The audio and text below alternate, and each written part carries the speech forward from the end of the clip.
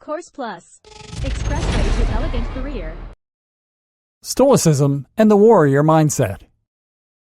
Tim Ferriss's ideas might seem unique, but actually, he says himself that he is inspired by ancient philosophy and specifically by the ideas of the ancient Stoics.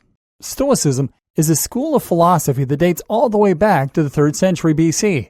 Its principles were founded and practiced by historical characters such as Epictetus, Seneca, and Marcus Aurelius. And in many ways, Stoicism was an early approach to a warrior mindset. It was all about mental toughness and about learning to expect and then live with things going wrong. In fact, many of us describe someone who is brave and courageous as being stoic. So what precisely does it involve? The power of pessimism.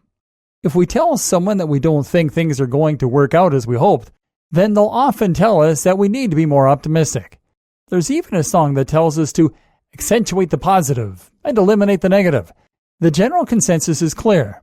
Being positive is a good thing, and being anything other than positive is unacceptable. But is this really the best way for us to approach our problems? Or is it perhaps actually quite damaging to constantly be blinded by optimism? Does it leave us vulnerable to disappointment and potentially easily caught off guard? Is life expected to be constantly sunshine and rainbows, the precise opposite of a warrior mindset? Wouldn't a warrior accept and embrace the fact that life is going to be hard and then toughen themselves up to deal with it? That's the view held by Stoics, at least when you delve into the philosophy. You might find that they actually make a very good case for pessimism. The central ideas of Stoicism. The general gist of Stoicism is not to try and shut out negativity and pretend that bad things don't happen, but rather to embrace it, and even to use it as a tool.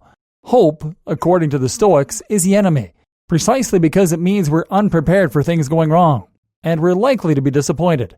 Instead, Stoicism advocates the notion of gritty realism, of recognizing the negative aspects of life and accepting that a lot of what happens is out of our control and is probably not going to be very pleasant. Using Stoicism in your own life. This might not sound like a particularly helpful stance to take on things, but then that's because most of us are highly trained into only accepting positive viewpoints.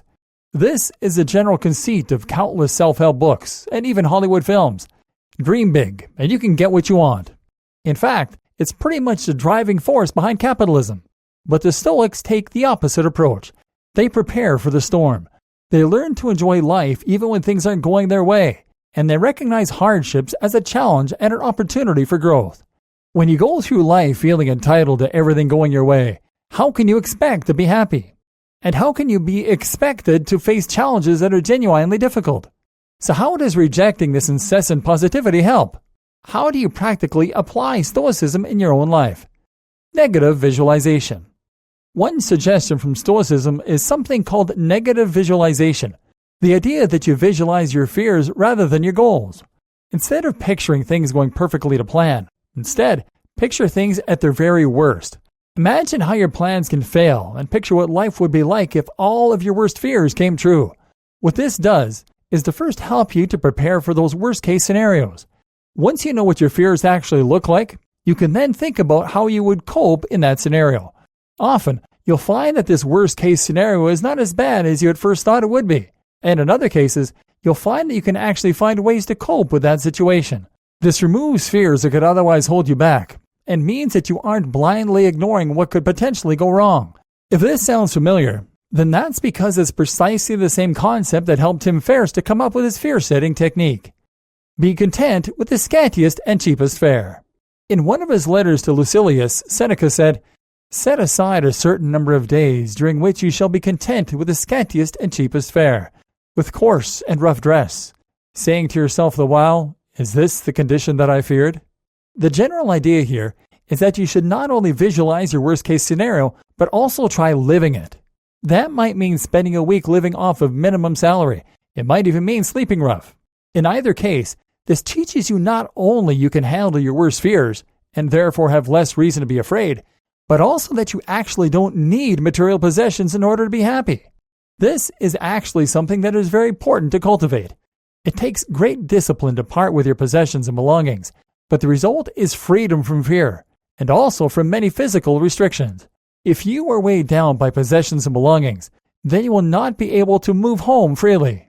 You will spend a lot of time cleaning and attending to things that do not help you further your goals, and ultimately, you will have much more to fear. The more you own, the more you have to lose. This creates a sense of fear. So try to declutter and live a more focused and minimalist life. At the very least, learn to detach yourself from physical possessions, and remember they are indeed just things. They are a means to an end, and if you must sacrifice them, so be it. Selling your widescreen TV or turning down a holiday in order to pay off debt or pay for your child's tuition, those are warrior-like choices. Wear ugly clothes. Another classic Stoic move is to wear ugly clothes in order to teach yourself not to be ashamed. People might stare at you, but this will simply teach you that it doesn't matter at all what others think, only what you think. This is an important aspect of the warrior mindset. Caring what other people think makes you vulnerable to peer pressure and to vanity. Sometimes to do what must be done, you must be willing to sacrifice your reputation. Just as in our example about admitting that you broke the vase. Expect the worst. Stoics argue that we curse when we're angry, and that this anger is our own failing, our own stupidity. Think about the last time you swore with anger. Chances are that it was not because it rained, or because you found you were in debt. More likely, it was because you dropped something on your toe, or because you broke your favorite possession. The point is that the anger comes from the surprise, not the disappointment. You don't swear when it rains because you know that rain is a possibility. Therefore, if you are angry, this then suggests that you didn't expect whatever happened to you, and this is arguably your own fault. If you accept that bad things happen, and if you accept that sometimes things won't go to plan, then you will have no need to be angry, because you will have accounted for it and prepared mentally for it. Now, when your partner cheats on you, or when a service provider doesn't deliver a good service, you will think of it as being simply a part of life, just like the rain.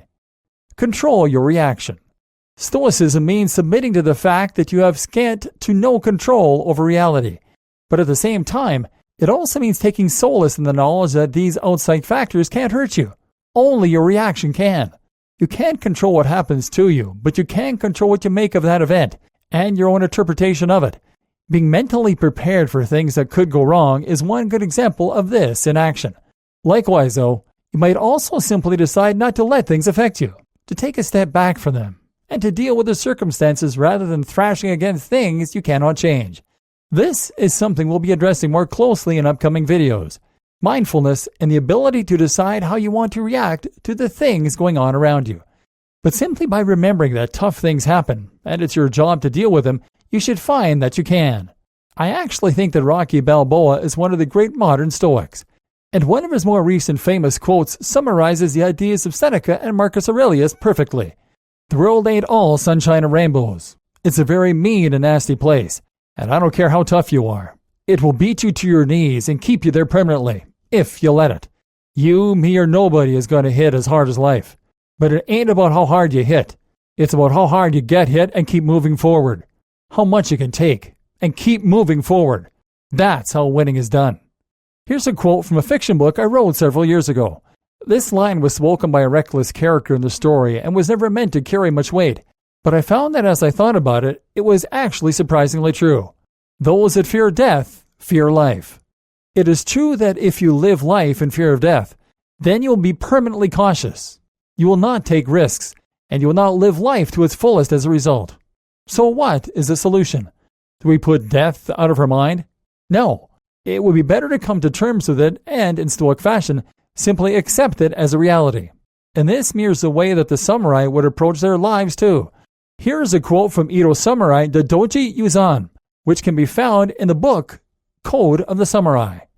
One who is a samurai must before all things keep constantly in mind the fact that he has to die. If he is always mindful of this, he will be able to live in accordance with the paths of loyalty and filial duty, will avoid myriads of evils and adversities, keep himself free of disease and calamity, and moreover enjoy a long life. He will also be a fine personality with many admirable qualities, for existence is impermanent as the dew of evening, and the horror frost of morning, and particularly uncertain is the life of the warrior. Remember your goals and your vision. Work toward them. Stick to your code. Try to make a difference and focus on what you leave behind. That might mean protecting your family, even when it means putting yourself at risk. or it might mean taking chances in order to chase after a bigger goal.